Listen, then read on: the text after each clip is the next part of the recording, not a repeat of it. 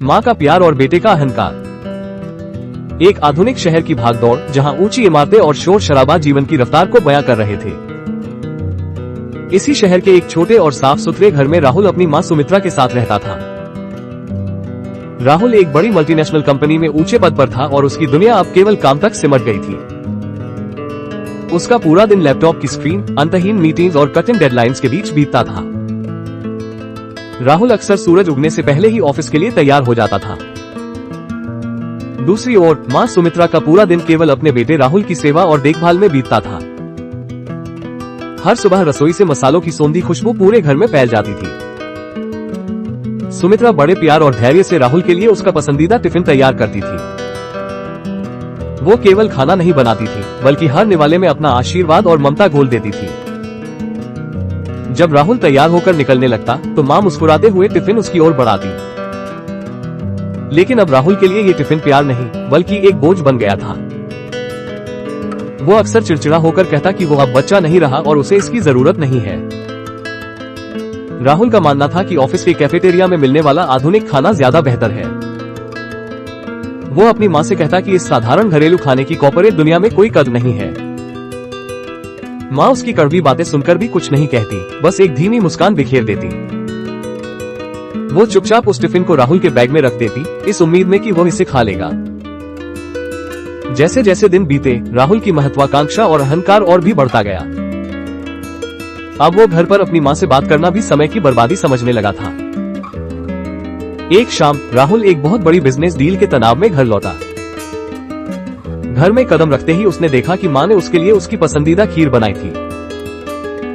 लेकिन तनाव में डूबे राहुल को मां का ये प्यार और प्रयास फिजूल महसूस हुआ। अचानक राहुल का गुस्सा फूट पड़ा और वो अपनी मां पर चिल्लाने लगा। उसने चिल्लाकर कहा, मां बस करो, मुझे ये सब नहीं चाहिए, आप हर वक्त मेरे पीछे पड़ी रहती है।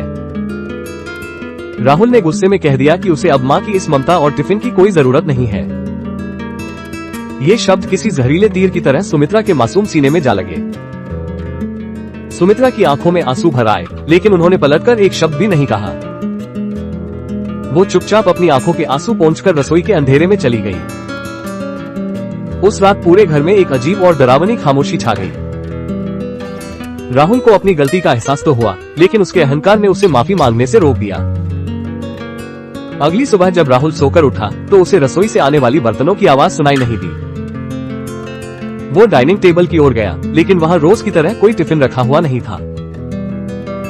राहुल ने मन ही मन सोचा कि शायद अब मां ने उसकी बात मान ली है और वो खुश है। उसने बिना मां को देखे और बिना उनसे बात किए जल्दी जल्दी अपना बैग उठाया। वो बिना किसी पछतावे के ऑफिस के लिए घर से निकल गया। ऑफिस पहुंचकर राहुल ने अपनी सीट संभाली, लेकिन उसका मन काम में नहीं लग रहा था। मीटिंग के दौरान जब सब चर्चा कर रहे थे, राहुल को अचानक मां की खामोशी याद आने लगी। लंच ब्रेक हुआ और राहुल कैफेटेरिया गया, जहां उसने महंगे विदेशी व्यंजन देखे। उसने एक प्लेट खाना लिया, लेकिन उसे अचानक मां के हाथ के साधारण खाने की याद आई। राहुल को महसूस हुआ कि कैफेटेरिया का खाना स्वाद में तो अच्छा था, पर उसमें ममता नहीं थी। दोपहर ढलते ही राहुल की बेचैनी बढ़ने लगी। उसे लगा जैसे घर पर कुछ गलत हुआ है। उसने अपना फोन निकाला और मां को कॉल करने की कोशिश की, पर फोन नहीं उठा। राहुल ने सोचा कि शायद मां नाराज है और इसलिए फोन नहीं उठा रही है। शाम के 6 बजते ही राहुल ने अपना लैपटॉप बंद किया और तेजी से घर की ओर निकला। जब वो अपनी गली में पहुंचा तो उसने देखा कि उसके घर के बाहर कई लोग जमा थे। भीड़ को देखकर राहुल के मन में एक अनजाना डर बैठ गया और उसके कदम लड़खड़ाने लगे। राहुल ने घबराकर मिस्टर खन्ना को पकड़ा और पूछा कि यहाँ इतनी भीड़ क्यों है।